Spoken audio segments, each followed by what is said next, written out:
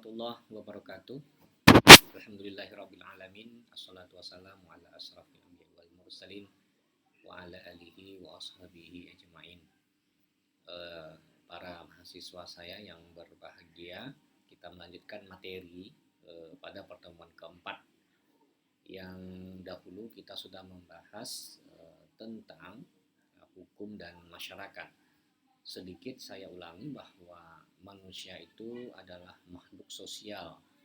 Ya, keberadaan manusia itu tidak bisa lepas dari masyarakat. Artinya manusia itu baik dia lahir, ya, kemudian berkembang hingga meninggal dunia, manusia itu selalu membutuhkan masyarakat, ya.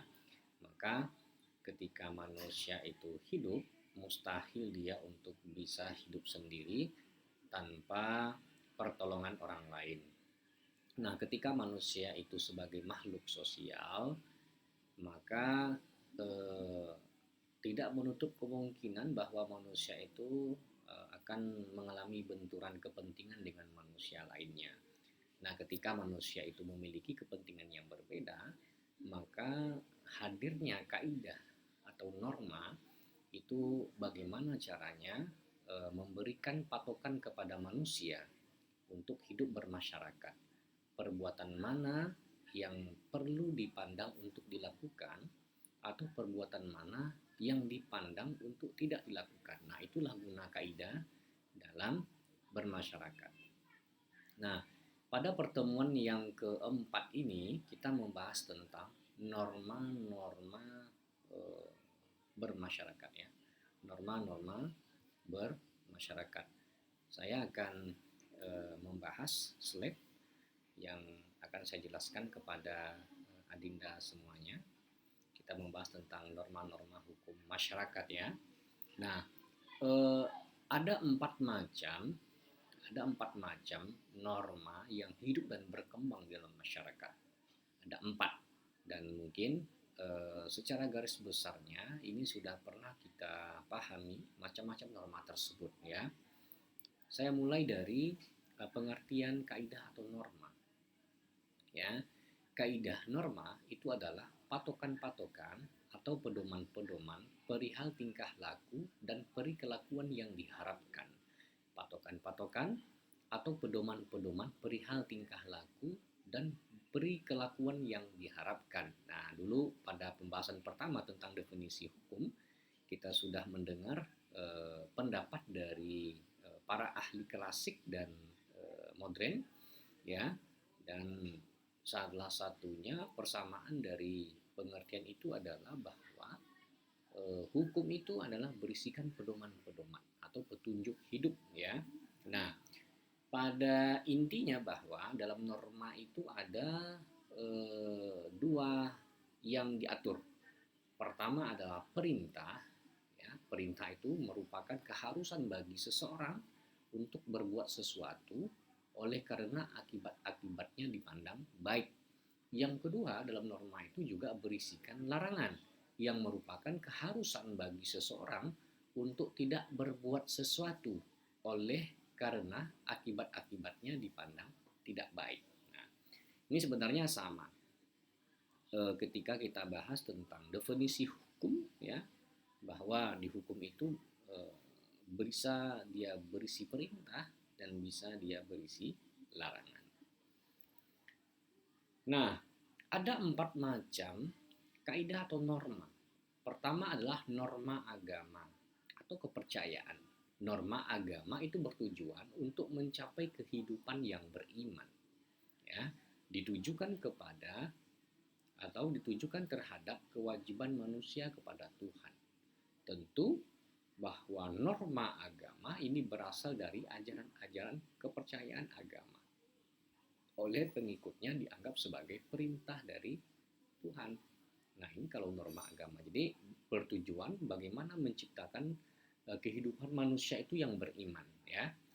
Dan ditujukan kepada kewajiban manusia kepada Tuhan. Artinya ada perintah dan larangan yang wajib diikuti oleh manusia, ya, diikuti oleh manusia, dan ini pertanggungjawabannya adalah kepada Tuhan. Dan tentu Sumbernya berasal dari ajaran-ajaran atau kepercayaan agama yang oleh pengikutnya itu dianggap sebagai perintah dari Tuhan. Ya, kalau kita spesifik misalnya karena kita Muslim, maka sumber norma agama itu adalah dari Al-Quran dan Sunnah yang bisa berisi perintah dan bisa berisi larangan. Mana perbuatan yang wajib diikuti ya oleh manusia, mana larangan yang wajib ditinggalkan oleh manusia. Maka contohnya, janganlah kamu mendekati zina. Sesungguhnya zina adalah suatu perbuatan yang keji dan suatu jalan yang buruk. Contoh yang kedua, berbuat baik kepada orang tua. Ya, nah ini contoh dari norma yang pertama, yaitu norma agama. Yang kedua adalah norma kesusilaan, ya, norma kesusilaan. Nah, norma kesusilaan itu bertujuan agar manusia hidup berakhlak atau mempunyai hati nurani. Kaidah ini merupakan peraturan hidup yang dianggap sebagai suara hati nurani manusia, atau kita sebut dengan insan kamil. Sumber kaidah ini adalah dari manusia sendiri, ya, jadi bersifat otonom dan tidak ditujukan kepada sikap lahir, tetapi ditujukan kepada sikap batin manusia juga. Nah, ini dari hati nurani. Nah, apa contoh dari norma kesusilaan? Ya, berlaku jujur, kemudian berbuat baik terhadap sesama manusia, sayangi orang tua, dan menjaga aurat. Nah, ini yang saya back slide-nya. Jadi norma kesusilaan itu adalah dia otonom, ya. Otonom itu maksudnya adalah berasal dari diri sendiri. Ada pilihan, apakah dia melaksanakan perbuatan jujur atau misalnya dia tidak jujur. Nah, sama juga misalnya apakah dia menyayangi orang tuanya atau tidak. Semuanya itu adalah bersifat otonom yang berasal dari hati manusia. Jadi hati manusia yang akan menggerakkan apakah dia berperilaku susila atau tidak berperilaku kesusilaan. Nah, ini semuanya pilihan. Jadi maksudnya adalah ketika hati manusia itu katakanlah bersih, maka kecenderungan untuk melakukan perbuatan-perbuatan baik, ya, yang sebagaimana diatur dalam norma kesusilaan itu akan dilaksanakan. Tapi kebalikannya, ketika hati manusia itu misalnya sedang galau, sedang kalut, maka cenderung akan melaksanakan perbuatan yang tidak jujur. Intinya bahwa norma kesusilaan itu bersumber dari hati manusia. Ya. Yang ketiga adalah norma kesopanan. Norma kesopanan ini bertujuan agar pergaulan hidup berlangsung dengan menyenangkan. Ya, kaidah ini merupakan peraturan hidup yang timbul dari pergaulan segolongan manusia. Nah, jadi norma kesopanan ini bisa bisa berbeda sekelompok manusia A dengan sekelompok manusia B. Misalnya kesukuan, ya. Kalau orang Medan atau rata-rata orang Sumatera itu berbicara dengan lawan berbicara dengan manusia lainnya dengan panggilan kau itu biasa. Kalau orang Sumatera, kau mau kemana, ya. Nah, ini beda ketika kita misalnya lawan berbicara itu adalah orang yang suku Jawa. Ini mungkin di mereka ini dianggap sebagai perkataan-perkataan yang tidak sopan, ya. Nah, intinya bahwa norma kesopanan ini juga sebenarnya adalah dari hati manusia itu juga, apakah dia berperilaku sopan apa tidak. Maka contohnya misalnya orang muda harus menghormati orang yang lebih tua, ya. Kalau kita kalau kita Sumatera mungkin bertemu dengan orang yang lebih tua itu adalah bertegur sapa, kemudian mengucapkan salam, ya, atau yang lebih sopannya itu adalah mencium tangan. Nah, ini kan adalah perilaku kesopanan yang dianggap yang dianggap sebuah perbuatan yang baik dalam pergaulan manusia, ya. Kalau orang Jawa misalnya, ketika dia melewati orang yang lebih tua, misalnya dia mengucapkan mohon izin untuk lewat sambil membungkukkan badan. Nah, jadi maksud saya norma kesopanan ini kan berasal dari segolongan manusia, tetapi bisa saja golongan manusia yang A ini dianggap sopan, tetapi di golongan manusia B ini adalah contoh perilaku yang tidak sopan. Nah, maka lain lubuk, lain ilalang ya. Jadi pintar-pintar membawa pembawaan diri kita ketika bertemu dengan misalnya suku Jawa seperti apa adabnya, bertemu dengan orang Medan seperti apa adabnya, ya. Yang kedua, jangan meludah di lantai atau sembarangan tempat, ya. Ini contoh kesopanan juga. Kemudian berilah tempat terlebih dahulu kepada wanita tua, hamil atau membawa bayi. Nah, jadi ini contoh norma kesopanan. Yang keempat adalah kaidah hukum atau norma hukum, bertujuan untuk mencapai kedamaian dalam pergaulan hidup antar manusia, masyarakat, dan bernegara. Kaidah ini adalah peraturan-peraturan yang timbul dari norma hukum, ya, dan dibuat oleh penguasa negara. Isinya mengikat setiap orang dan pelaksanaannya dapat dipertahankan dengan segala paksaan oleh alat-alat negara. Nah, ini kaidah hukum. Intinya bahwa kita sudah membahas dari awal bahwa kaidah hukum itu adalah peraturan-peraturan yang dibuat, ya, bagaimana caranya manusia itu hidup tertib, ya, hidup tertib, aman dan damai. Dan tentunya kaidah-kaidah hukum ini itu berisi perintah dan larangan, dan yang paling penting itu adalah kaidah, ya, peraturan-peraturan yang dikeluarkan oleh kaidah hukum itu dibuat oleh penguasa negara. Dan yang paling penting adalah unsur keempat, ya, unsur yang keempat yang kita bahas pada pertemuan pertama, bahwa sanksi yang nyata dan tegas. Begitu manusia itu melanggar hukum, maka siap tidak siap, mau tidak mau, maka sanksi itu dapat dipaksakan oleh alat-alat negara atau aparat penegak hukum. Nah, ini kaidah hukum. Apa contohnya? Dilarang mengambil milik orang lain tanpa seizin yang punya. Ini pasal pencurian, pasal 362 KUHP. Kemudian dilarang membunuh, pasal 340 KUHP. Kemudian pencemaran nama baik, pasal 310 KUHP.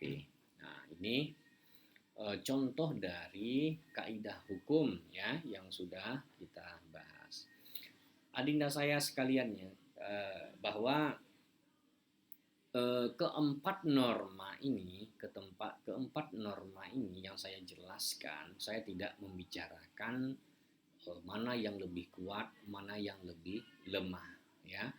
Pada prinsipnya, idealnya keempat norma ini sejatinya harus kita laksanakan, karena norma A, B, dan C itu semuanya memiliki sanksi, ya, memiliki sanksi sesuai dengan perkembangan norma yang hidup di dalam masyarakat.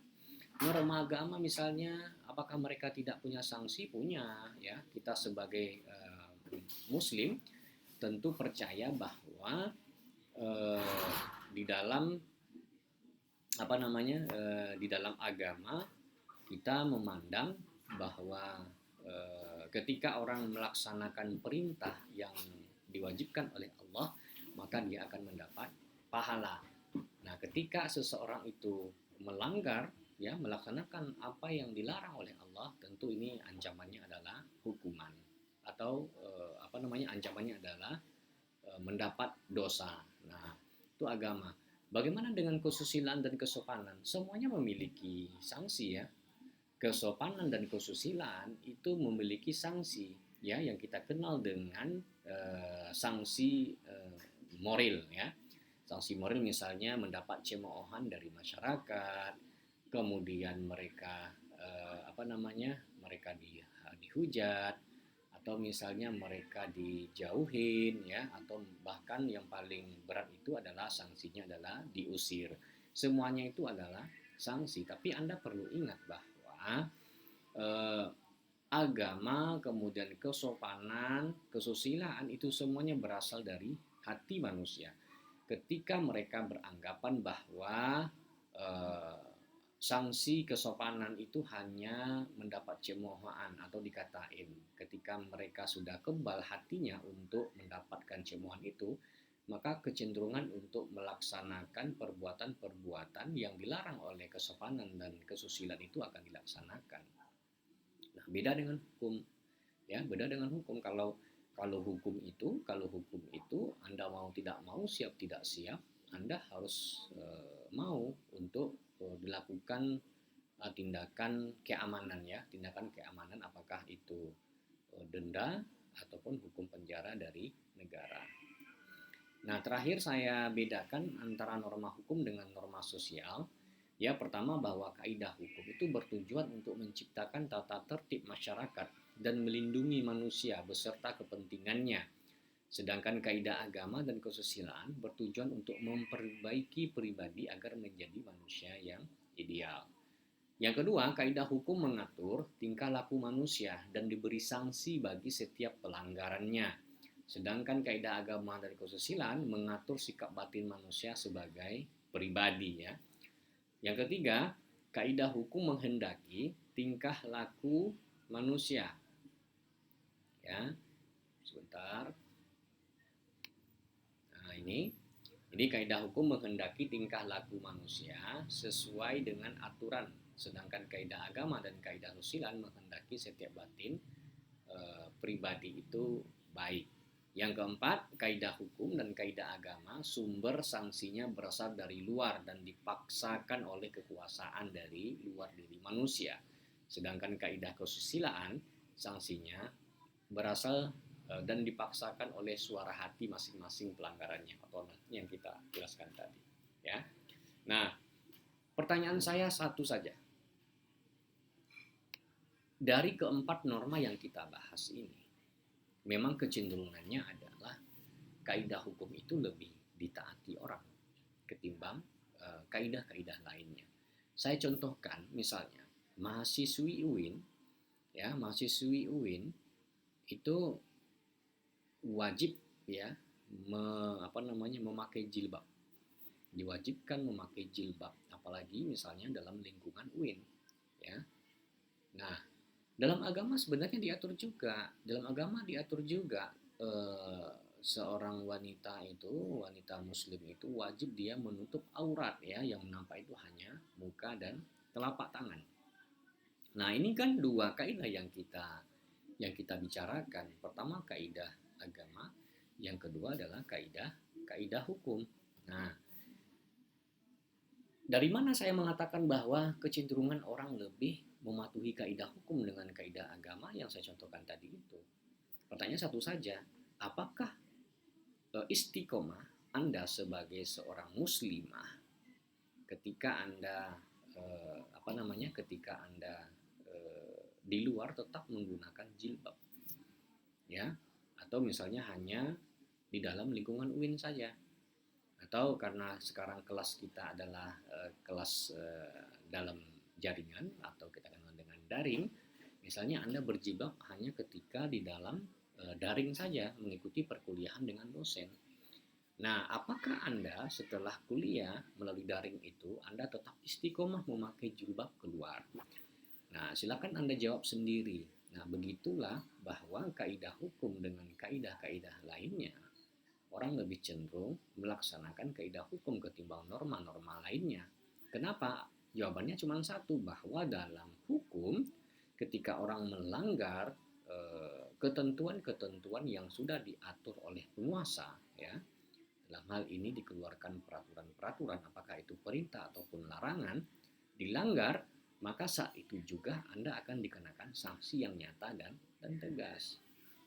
Apakah agama tidak punya? Punya, ya, punya, tetapi itu berasal dari diri pribadi, ya. Apakah mereka sadar dengan dengan manfaat menutup aurat apa tidak?